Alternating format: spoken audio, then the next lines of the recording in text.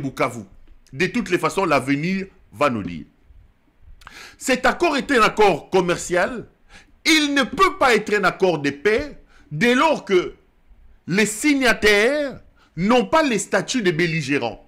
Un accord de paix est signé entre deux parties belligérantes qui se livrent une guerre ou qui sont aux antipodes sur terrain. Or ici, que ce soit la République démocratique du Congo, le maître fainéant qui est à la tête du pays, Helmut Ngeleka-Wabolumbu, c'est lui qui a dit « Boye bisaye, asakanana ba mosusu mena fati betonte mokengeli yabana Congo ». C'est lui qui vous a dit « Lisez sur mes lèvres ». À la moindre escarmouche, j'ai réuni les deux chambres du Parlement. Je déclare la guerre contre le Rwanda. C'est lui qui vous a dit que vous n'avez pas de problème avec les Rwandais, que vous devez, vous, Congolais, aider les Rwandais à se débarrasser d'un Hitler qui s'appelle Paul Kagame. C'est lui qui vous a dit qu'à partir de Goma, Tokoki ko touché Kigali wana. Tokoki ko beta Kigali wana partir à Goma. C'est lui qui vous a dit qu'à la mort d'un seul Congolais, pas deux, regardez-moi bien, pas deux, un seul Congolais, un seul, nous allons toucher Kigali. Celui-là, jusqu'aujourd'hui, il n'a pas eu la moindre escarmouche, il n'y a pas eu un seul Congolais qui est décédé, Paul Kagame n'est plus utile, celui-là jusqu'aujourd'hui n'a jamais déclaré la guerre contre le Rwanda. Non seulement qu'il n'a jamais déclaré la guerre contre le Rwanda, mais lui qui prétend avoir une diplomatie agissante sur terrain, n'a pas réussi à faire reconnaître la présence du Rwanda. Alors qu'il a un document fondamental à main, c'est le rapport des experts des Nations Unies qui établit clairement qu'il y a présence de l'armée rwandaise. On parle de 7 000 à 12 000 hommes sur le sol congolais. Même avec ces rapports produits par les experts des Nations Unies, le Congo, avec sa diplomatie agissante, a été incapable de faire admettre à la communauté internationale et au monde entier que le Rwanda est présent chez nous. Au point où, dans toutes les rencontres internationales, que ce soit avec la SADC, que ce soit avec l'EAC, que ce soit avec le CEAC, aucune rencontre internationale, ni même aux Nations Unies, aucune résolution, aucune rencontre n'a condamné le Rwanda ou n'a reconnu officiellement le Rwanda comme étant présent en RDC. Donc on ne peut donc pas signer un accord de paix dès lors que sur terrain il n'y a aucune belligérance. La Russie est en guerre contre l'Ukraine. L'Ukraine est en guerre contre la Russie. Aujourd'hui, s'ils vont négocier, ils vont signer un accord de paix. Parce que les deux pays sont en état de belligérance. Ici, le Congo n'a jamais déclaré la guerre et le Rwanda n'a jamais été reconnu. Tout en étant présent en RDC, il n'a jamais été reconnu comme étant présent au Congo et le Rwanda a toujours nié sa présence. Du coup, on ne peut pas parler d'un accord de paix. Ce qui vous amène à croire que ces chiffons-là, que Wabolumbu vient de vous faire signer aux États-Unis d'Amérique, est une clé qui va vous amener la paix dans votre pays, vous trompe. Et l'avenir nous donnera raison. Nous sommes ici. Les images et les sons ne s'effacent plus. Je vous avais dit, coupez ces extraits, on se reverra. Mais regardez maintenant, là où le Congo est en train de se piéger, le Rwanda a tout gagné et Kabila sort aussi gagnant de cette situation. Les amis, l'accord signé aux États-Unis d'Amérique donne tout au Rwanda. De un, quand vous lisez cet accord, je reviens sur cet accord parce qu'aujourd'hui on l'a publié. L'accord sépare le Rwanda du M23.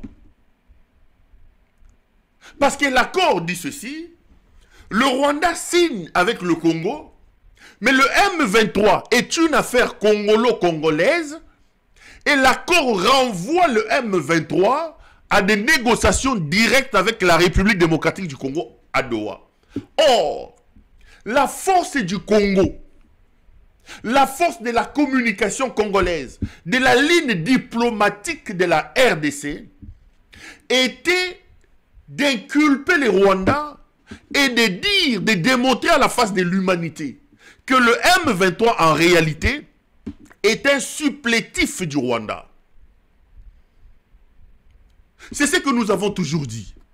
Nous disons que les M23, c'est des terroristes.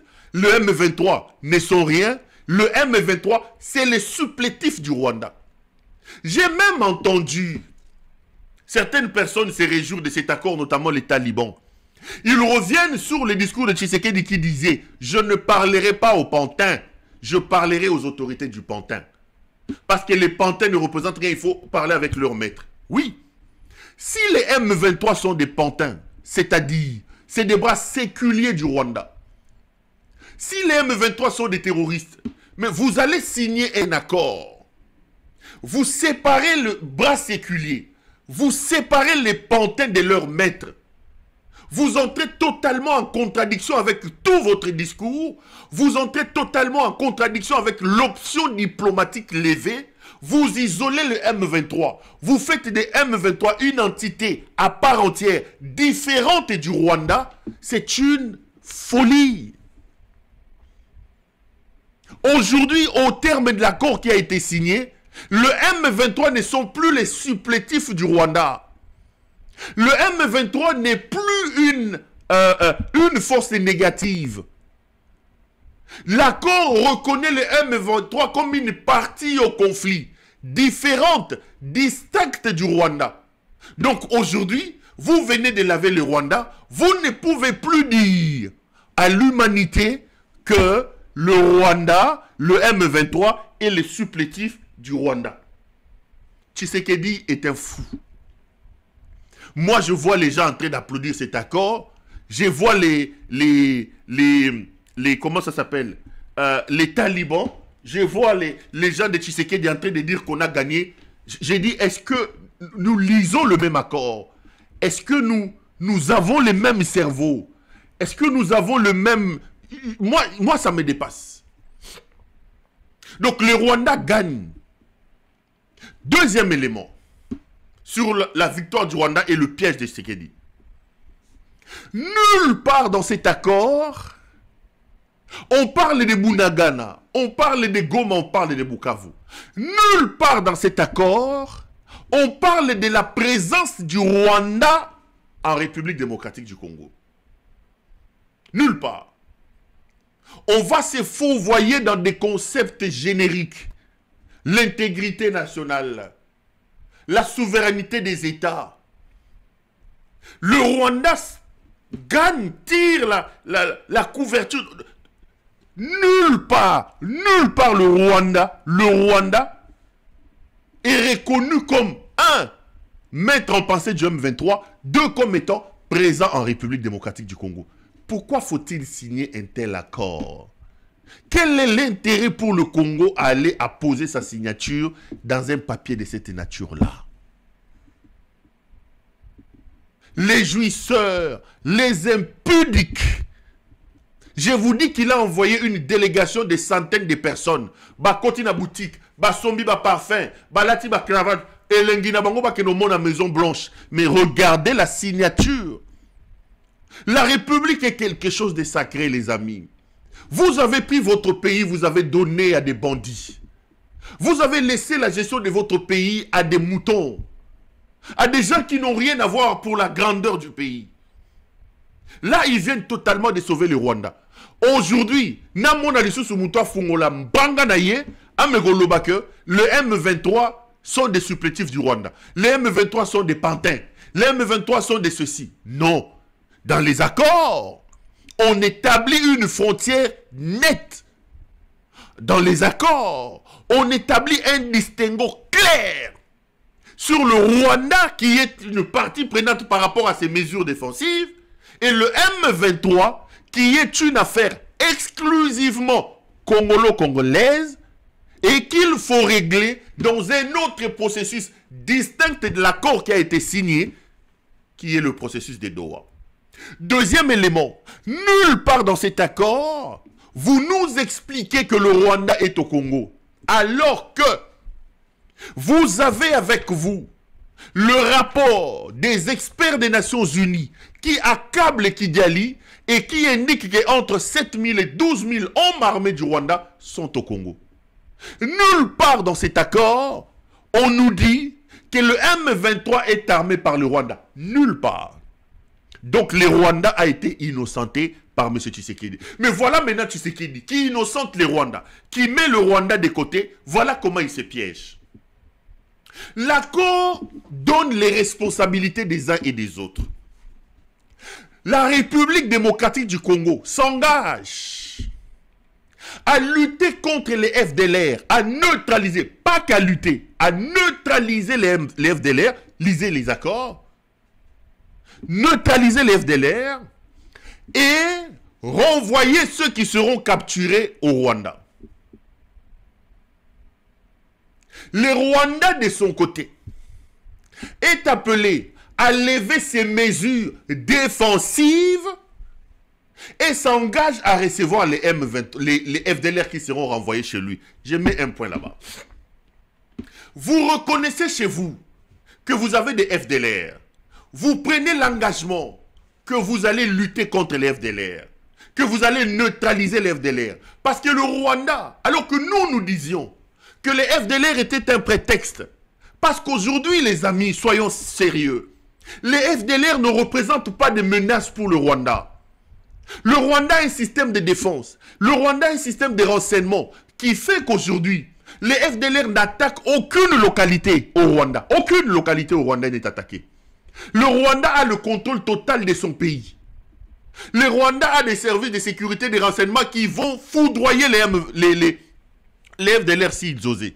En réalité, c'est chez nous que ces FDLR pillent, tuent, violent. Aujourd'hui, les FDLR représentent au plus un danger pour le Congo que pour le Rwanda. Le Rwanda utilise les FDLR comme prétexte pour justifier ses multiples incursions chez nous.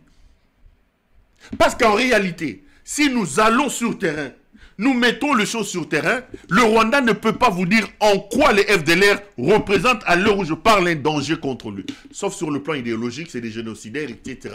Et sur le plan historique. Mais dans le fait, les FDLR aujourd'hui n'attaquent pas le Rwanda. Ils n'ont même pas la force d'attaquer le Rwanda parce que le Rwanda, c'est une force armée puissante aujourd'hui dans la sous-région. Mais voilà là où on vous piège. Helmut Ngele Kawabolumbu, lui, prend l'engagement de lutter et de neutraliser les FDLR. Oui, nous prenons cet engagement. Mais quel est l'engagement que le Rwanda prend? Autant que nous avons la responsabilité de neutraliser les FDLR, pourquoi n'avons-ils pas réussi à imposer aussi au Rwanda dans cet accord de neutraliser les M23 ou alors de cesser tout soutien au M23 parce qu'il est clairement établi que les M23 reçoivent le soutien du Rwanda. Donc les Rwandais ne s'engagent sur rien. Le Rwanda n'a aucun engagement. Le Rwanda n'a aucune responsabilité. Le Rwanda n'a rien. Le Rwanda a tout gagné. Le Congo, comme un petit mouton, s'est fait tirer comme un petit malade. C'est incroyable. C'est incroyable. Pourquoi le Congo s'engage à neutraliser les M23, les FDLR?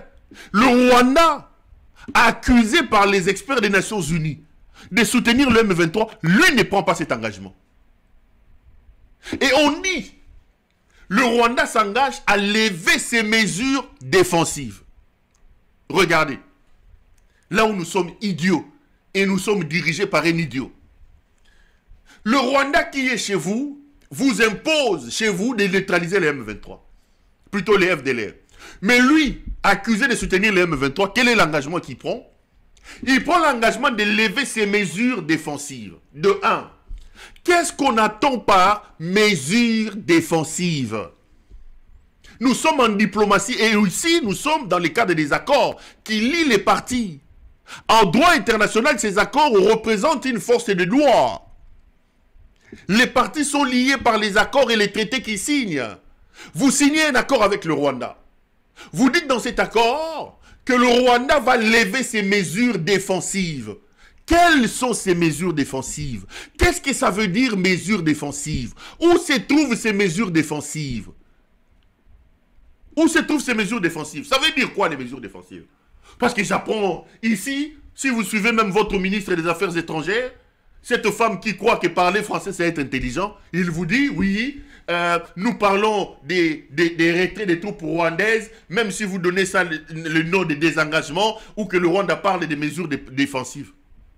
Les mesures défensives du Rwanda, on aurait pu contraindre le Rwanda même dans cet accord. S'il fallait garder les mots mesures défensives en disant le Rwanda s'engage à lever ces mesures défensives établies au Congo. Là, au moins, vous avez une responsabilité. Vous géolocalisez ces mesures défensives. Le Rwanda peut rester éternellement chez vous. Vous allez l'accuser comment? Au terme de ce que vous avez signé. Et si vous dites qu'il a levé les mesures défensives, le Rwanda peut dire que mes mesures défensives étaient par exemple les troupes que j'avais placées à Gisenyi. Ces troupes ne se trouvent plus à Gisenyi. Vous localisez où ces mesures défensives? Vous les canalisez où ces mesures défensives? Vous laissez une vague. On dit que nous engageons à neutraliser les FDLR et le Rwanda lève ses mesures défensives. Point. Qu'est-ce qu'on entend par mesures défensives? Où se trouvent ces mesures défensives? Quand ces mesures défensives seront-elles levées? C'est un flou. Tout a été fait pour faire plaisir au Rwanda. Tout, alors tout, de A à Z. Quand vous lisez cet accord, quand vous pénétrez cet accord, vous vous rendez compte de l'idiotie, de l'imbécilité, de la voyoucratie des gens qui ont signé ces accords au-dessus de l'impudique et les bandits de Félix Tshisekedi qui est leur chef. Le monde se moque de nous. Le monde entier se moque de nous.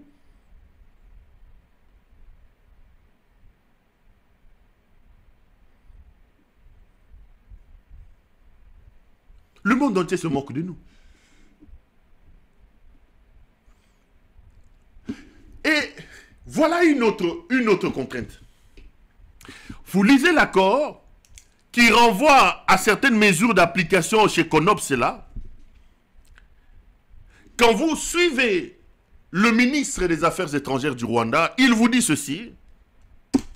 Il vous dit dans le cadre du CONOPS, le Rwanda va lever ses mesures défensives qui sont en l'air, on ne sait pas où elles se trouvent,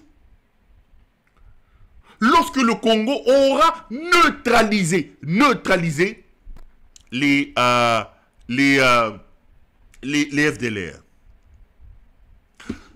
Donc, la question de lever des mesures défensives, qui en réalité est une agression, que Wabolumbu, dans sa folie, n'a pas réussi à faire reconnaître au niveau du monde entier.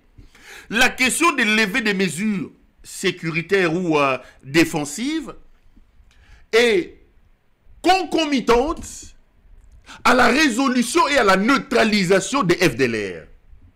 Donc, le Rwanda a réussi à placer la question floue de la levée de ces mesures défensives sur le même palier, sur le même échiquier que la neutralisation des FDLR. Ça veut dire quoi? Même si le Rwanda gagne dans le flou quant au concept des mesures défensives, le Rwanda gagne aussi dans le fond. Parce que même ces mesures défensives-là ne pourront être levées que si le Congo neutralisait les FDLR. Je vous regarde en face, les amis. Vous avez quelle armée aujourd'hui capable de neutraliser les FDLR? Où se trouvent les FDLR? Vous avez les Mobondo au coin ici, incapables de neutraliser les Mobondo. Vous pensez que ces voyous de Félix, ces bandits, ces fous, aura la capacité d'aller dans les montagnes de Rutshuru, de Massissi là-bas, qui sont d'ailleurs contrôlés aussi par les M23, pour aller neutraliser les FDLR? Des FDLR qui sont de vrais combattants qui depuis 30 ans sont dans ce coin-là. Ça, c'est la première chose. La deuxième, c'est même FDLR que lui, Tshisekedi, a armé. Parce que les FDLR aujourd'hui sont les supplétifs de l'armée congolaise. Ils ont été surarmés. Ils ont combattu. Ils combattent aux côtés de Tshisekedi. C'est lui qui leur a donné les armes, qui leur a donné le moyen. Maintenant, il va lier, il va se piéger. Il piège la République en signant un accord qui rend tributaire la levée des mesures défensives du Rwanda à la neutralisation. Ça veut dire quoi? Ça veut dire Alors que le Rwanda ne s'engage pas à neutraliser les M23 ou à cesser le soutien au M23, on impose à Tshisekedi, qui d'un côté fait la guerre à M23, de faire une autre guerre contre les FDLR, qui par-dessus tout sont ses alliés. Il doit maintenant ouvrir un front, une guerre contre les FDLR, avant de pouvoir regarder le Rwandais en face et de prétendre obtenir la levée des mesures défensives du Rwanda. Regardez la folie, l'imbroglio, la cacophonie dans laquelle nous sommes plongés. Que ces voyous de Tshisekedi, dans sa folie, dans son banditisme, nous a amenés. Donc là, il faut ouvrir un autre front militaire. Il faut ouvrir une autre guerre contre les FDLR. Vous avez quelle armée, quelle structuration, quelle organisation pour aller attaquer les FDLR à ce moment ici? Et vous avez des problèmes que vous ne réglez pas. Le problème de ces voyous de Wazalendo. En fait, Tshisekedi n'est pas un président de la République. Tshisekedi est un chef de milice. Même à Kinshasa, il a créé des milices comme les Banawana ya Force du Progrès. Il prend la défense du pays, il donne à ces bandits de Wazalendo. Il leur distribue des armes, mais les Wazalendo se tirent dessus aujourd'hui avec les FARDC. Il a pris les armes, il a donné au FDLR. Mais là, il va s'enchaîner lui-même en prenant l'engagement de faire la guerre contre les FDLR.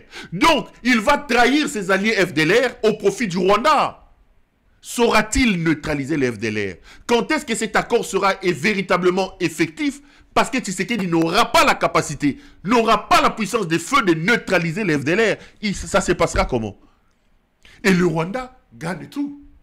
Le Rwanda ne bougera pas d'un seul iota par rapport à ces mesures défensives dès lors que les FDLR ne seront pas neutralisés. Comment le Congo peut-il aller apposer sa signature dans un accord de cette nature? Comment des hommes normalement constitués comme moi peuvent-ils croire que cet accord va terminer la guerre dans l'Est de la République? Qu'est-ce qui se passe dans vos têtes? Qu'est-ce qui se passe? Qu'est-ce qui se passe? Comment les gens peuvent-ils s'enthousiasmer en disant guerre et Sili, guerre et Sili, Américain Baye, guerre et Sili? Félix est un idiot, un malade mental. Un malade mental. C'est un idiot. C'est-à-dire l'idiotie dans son expression la plus éloquente. C'est un prix Nobel des idiots. Champion du monde de toute catégorie. Champion olympique des idiots. Il vient de se faire piéger. Le Rwanda a tout gagné. Il vient de se faire piéger. Vous prenez les engagements de neutraliser les FDLR. Mais le Rwanda ne prend aucun engagement. Mais les amis, réalisez cet accord. Je leur avais lancé les défis. J'ai vu qu'ils ont encore envoyé Banana ya Mama Yambibi Sobiente. Mama Yambibi Sobien. Ils racontent des histoires. Réalisez cet accord que le département d'État dans sa branche africaine a publié. Venez me rencontrer sur base des éléments que je pose sur la table.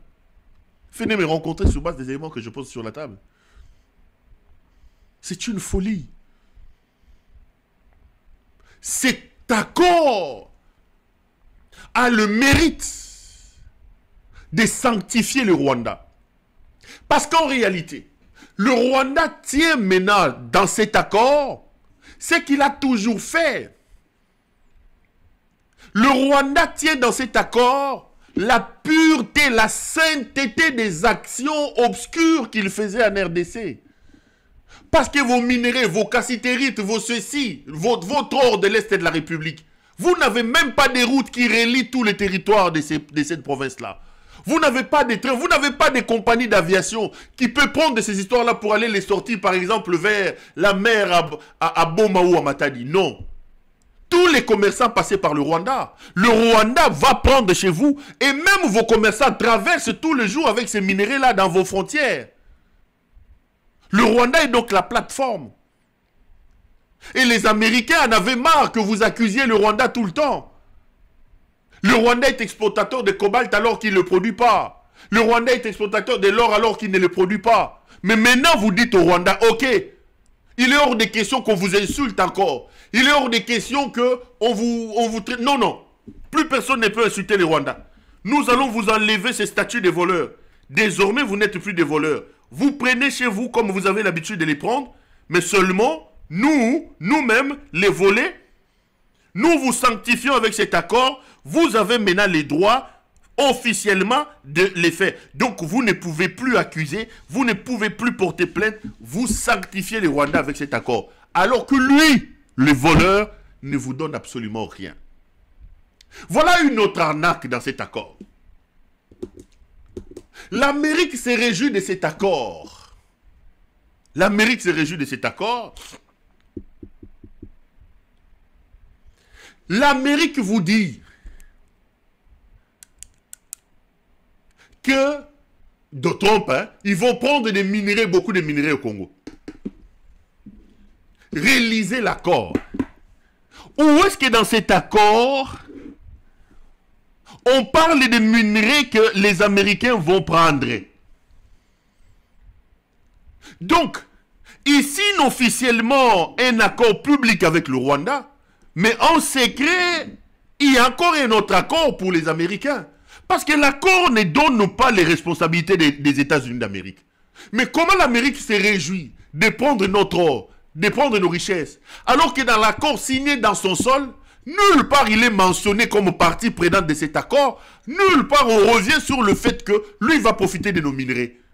Au nom de quel principe? Alors qu'elle n'est pas reprise dans cet accord, l'Amérique va-t-elle se réjouir dans cette affaire? Qu'est-ce qu'Ngeleka a encore fait? Moutouali Boma Oyasali Sousounine. Et grave encore, j'entends les gens dire non, parce qu'aujourd'hui l'explication c'est oh non, de toutes les façons, richesse en haut, Rwanda Ibakango, il vaut mieux tous dans la paix, l'Amérique va nous imposer la paix. Lisez l'accord. Quel est le paragraphe? Quel est l'article de l'accord qui dit que vous allez donner vos richesses aux Américains et les Américains vont imposer la paix? Parce que vous avez signé un accord qui lie les parties. On est en droit international. Ceux qui se justifient, ceux qui se réjouissent, disent non, nous avons donné, nous avons bradé nos richesses.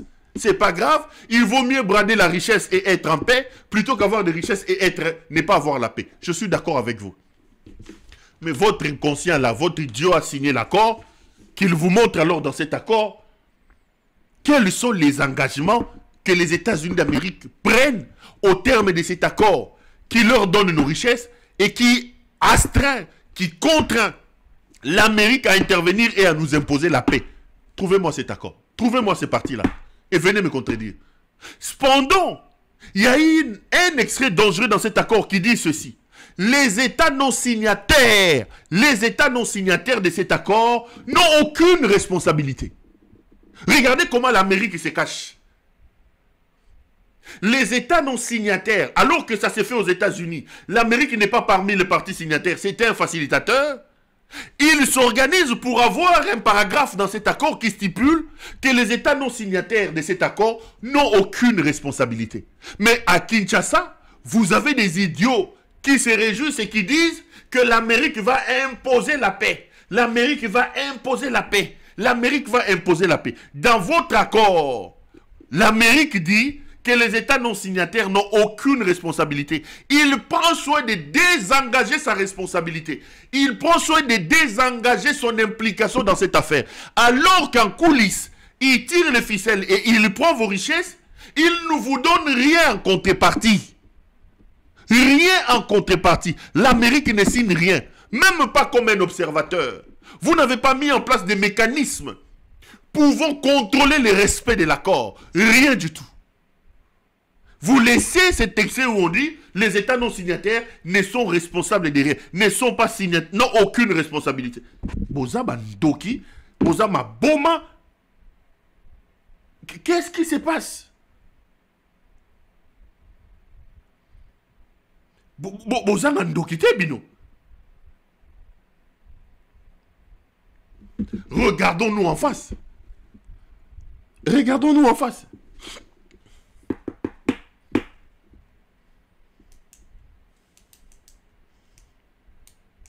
Regardons-nous en face, disons-nous la vérité. Le Congo, c'est un bien commun. Le Congo nous appartient, nous tous. C'est pas une affaire de Tshisekedi.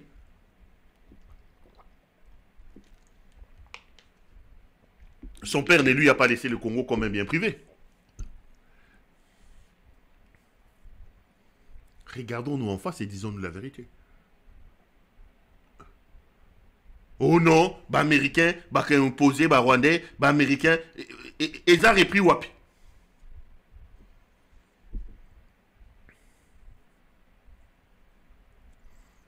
C'est repris où? C'est repris où? Réaliser l'accord, publié d'ailleurs par les Américains eux-mêmes. C'est repris où? Quel est l'engagement Quels sont les engagements que les Américains ont pris au terme de cet accord? Ils vous ont dit que les États non signataires n'ont aucune responsabilité au terme de cet accord. Félix est un idiot. Excusez-moi de le dire comme ça. Lui, c'est le champion du monde de tous les idiots. Un idiot. Un mouton. Un idiot. Il va officialiser. Il va sanctifier un voleur. A sopeli makila na Yesu. A sali akor na ye a sopeli moyibi makila na Yesu. A pétolier, à sanctifier. Et dans sa folie et dans son idiotie, il croit qu'en le faisant, il va avoir la paix et rester éternellement au pouvoir. Maintenant, on le contraint en lui disant, va négocier avec les Nanga. Nanga va parler demain. Écoutez-moi bien. Il va botter en tout cet accord. Il ne va pas le reconnaître. Il dira que lui ne reconnaît pas cet accord. Et au moment où je vous parle, les M23 a repris la guerre. Depuis 2-3 jours, plusieurs autres localités sont en train de tomber. Vous allez voir et vous comprendrez que je vous dis la vérité. Parce que les accords tels que signés, Félix n'aura aucune capacité de les mettre en pratique. Et les Américains n'ont pris aucun engagement. Si les gens croient que l'Amérique viendra, d'abord, même en cas d'engagement, l'Amérique a dit qu'il ne va pas envoyer ses militaires sur le terrain. Donc, le Congo prenait l'engagement d'utiliser les sociétés de sécurité privées. Donc, si sécurité devait y être, même pas pour sécuriser les Congolais, mais pour sécuriser les mines où le Rwanda allait commencer à prendre les richesses pour amener au Rwanda et donner aux Américains, ce n'est pas les Marines, ce n'est pas l'armée américaine, non. Congo avait même accepté de prendre des engagements pour que ce soit les sociétés militaires privées. Donc des sociétés de sécurité américaines privées payées devaient venir sécuriser ces mines-là. Mais qu'est-ce que nous avons gagné? Qu'est-ce qui se passe? Denis Nyakeru, Libomano Kolongole Moukoloni Namboka Wana. Qu'est-ce qui se passe? Vous croyez que le Congo est devenu une folie ou quoi? Qu'est-ce qui se passe avec Batoyo? Je vois les Batubazo Sepela, Bandeko. Tozandenge Moko, Tozomona Makamundenge Moko. Qu'est-ce qui se passe?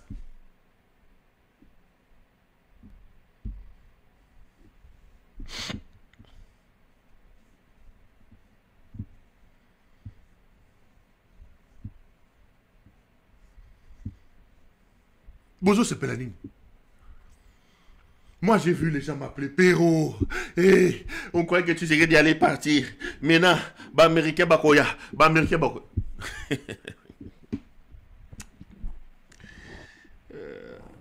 Tu sais qu'il va partir. Laissez-le continuer à se piéger. Laissez-le signer des accords, s'enrouler des accords. Laissez-le exposer son idiotie, sa folie sur la place publique. Laissez-le multiplier les fautes. Laissez-le. On va le plaquer au sol, il n'aura même pas l'argent de fuir avec sa femme. Laissez-le. Les amis, c'est votre pays. C'est votre pays qui est vendu par ces fous de Félix Tshisekedi. C'est un malade. Le monde se moque de nous. On est ridicule. Le Congo, c'est quand même plus de 100 millions de personnes. Comment ce malade ici, cet idiot, va aller prendre toute la racaille, batoma bomba zari na bango na Bruxelles, kozona bango basi, kolango na bango mas. Donc mboka wana mutoma yela zate. Chaque personne qui s'approche de lui s'abrutit. Soit tu voles, soit tu te détournes. Chaque intelligence qui s'approche de lui s'abrutit. Donc il abrutit tout le monde. Il éteint toutes les lumières à cause de sa folie. Il pense séduire les Américains.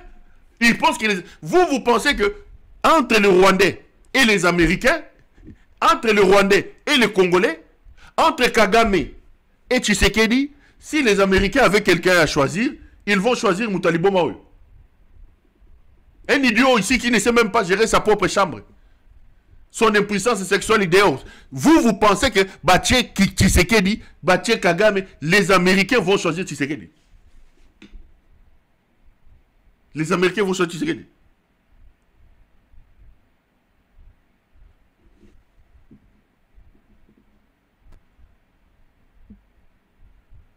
Vous pensez?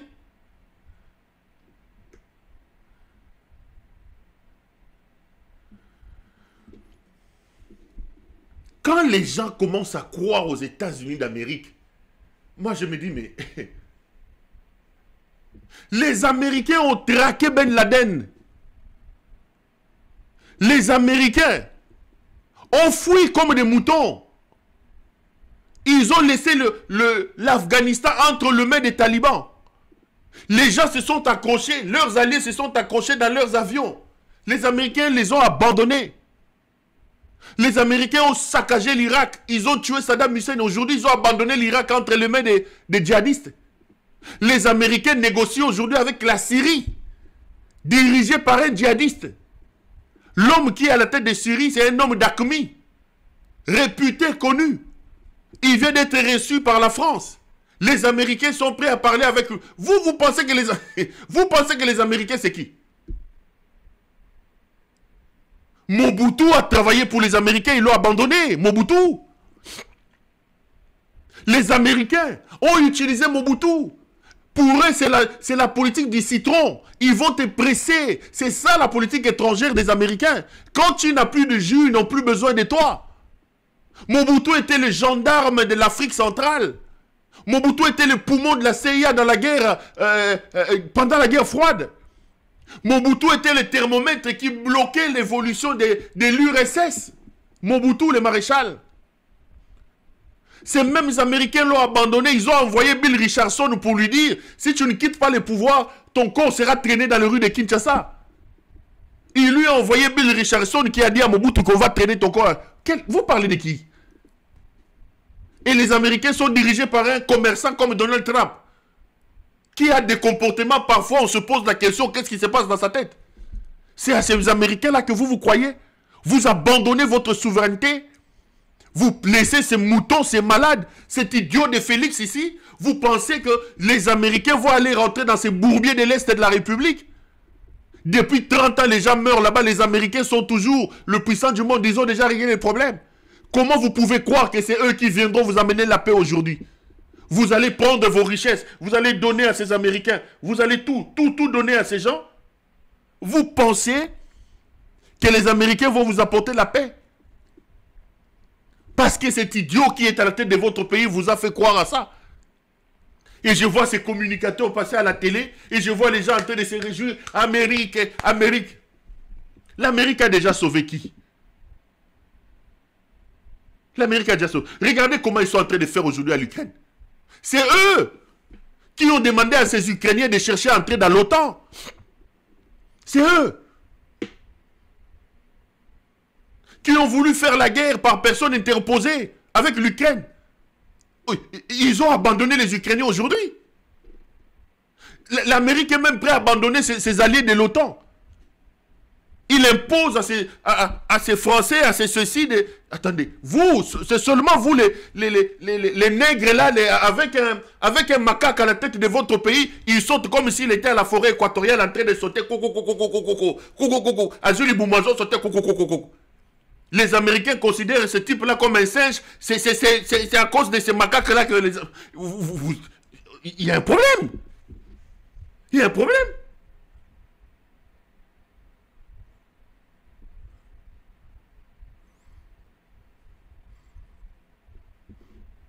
Il y a un problème. Cet accord commercial n'est pas une nouveauté. Cet accord commercial ne changera absolument rien. Félix est un fou. C'est un malade qu'il faut plaquer au sol. Il est en train de détruire votre pays. Il vend votre pays. Si vous aimez le Congo, vous devez vous lever pour le plaquer au sol.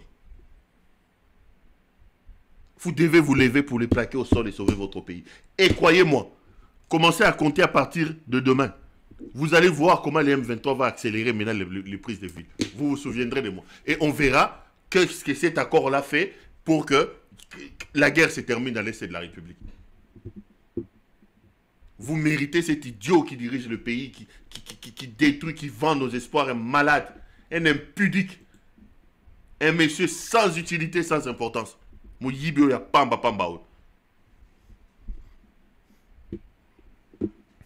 Allez, émission Sili, on pourra se retrouver les soirs les amis. Merci de m'avoir suivi. Grand merci Nabino. Boutiga Malam, si tout va bien, je vous retrouve tout à l'heure à 20h.